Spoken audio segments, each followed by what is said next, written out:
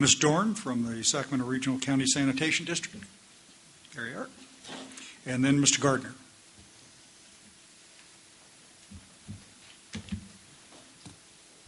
Well, good afternoon, Chair Eisenberg, council members.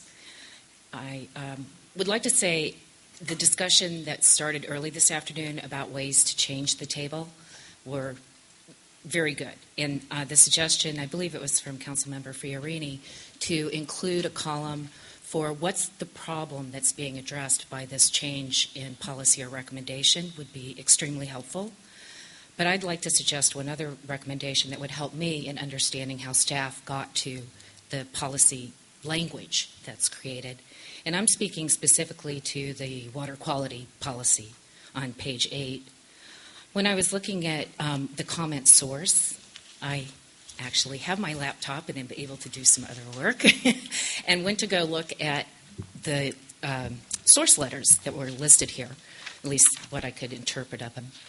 And I could not find specific recommendations for a policy change in water quality, except for Contra Costa Water District. And then, of course, what they proposed wasn't the same language that's in here that staff recommended.